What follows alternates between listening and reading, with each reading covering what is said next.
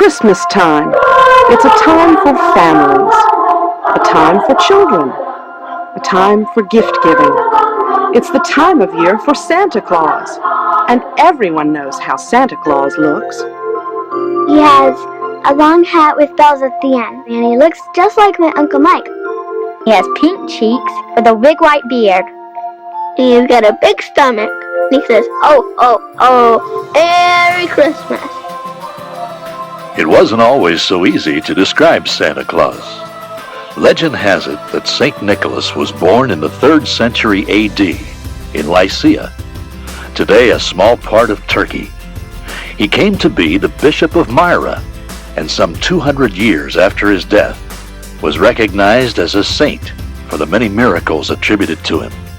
In 12th century France, the tradition began of giving gifts to the children of poor families on the eve of St. Nicholas, December 5th. In northern Germany, St. Nicholas was known as Christmas Man, and Calvinist Protestants insisted that gifts be brought as part of the celebration of Christmas rather than on St. Nicholas Day.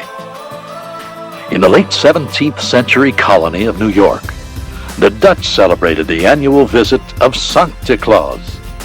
And in 1822, a respected biblical scholar, Clement Moore of New York City, wrote a Christmas Eve poem for his children which began, "'Twas the night before Christmas." A visit from St. Nicholas later came to be known as the beloved A Christmas Carol. In it, Moore described St. Nick as chubby and plump, a right jolly old elf. And sure enough, the Santa Claus depicted in 1837 by an artist friend of Moore's does look more like an impy old elf than a jolly old St. Nicholas. It wasn't until 1931 that Americans got their first look at what was to become the modern interpretation of Santa Claus in outdoor billboards and magazine ads for Coca-Cola.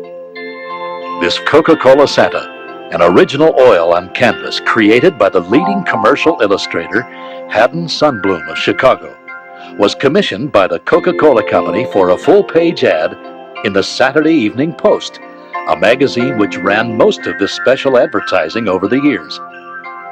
This was the beginning of an American tradition each year over the next 35 years until 1966.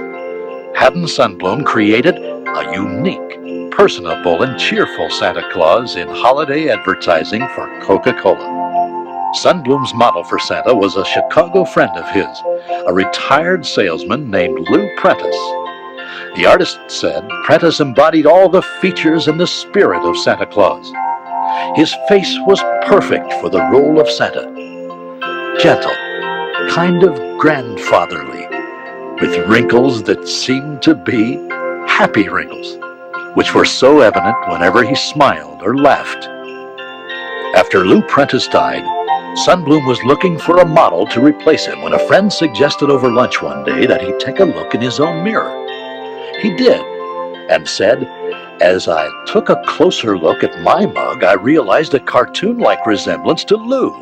And from that time on, the artist used himself as the model for Santa Claus. Over the years, people got a real sense of Santa's personality. He's not above raiding your icebox, for example, for a cold turkey drumstick, or, of course, for a cold bottle of Coca-Cola. This true-to-life Santa was always in step with the times, too. In this 1943 painting, he's carrying war bonds in his big sack. Some years, Sundblom did more than just one Coca-Cola Santa. In 1949, for example, there were these 3 variations on the same theme, all featuring another character Sundblom created for the company, an elfin character called Sprite. Again, in 1950, there are 3 paintings which are all variations on a single theme. There's the painting for magazine ads, a cutout for dealers' outlets, and the big horizontal painting for billboards. Over the years, children kept up a lively correspondence with Santa, too. There are 3 notes from Jimmy, 1 from Bobby, and 1 simply signed, "Your Pal," with 3 X's. Incidentally, if you look closely at this painting for 1932, only the second year of the series, Santa's belt is going the wrong way, a small detail which produced lots of mail from sharp-eyed consumers throughout America.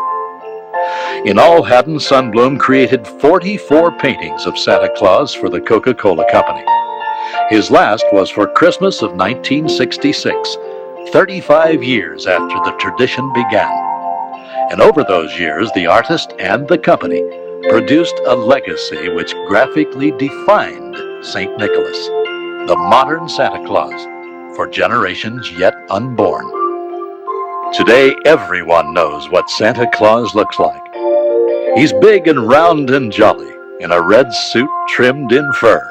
He's a gentle, grandfatherly kind of man, with a twinkle in his eye that endears him to children of all ages. This is the world Santa Claus, the universal image of Christmas joy and giving, brought to life by the world's universal symbol of refreshment, Coca-Cola.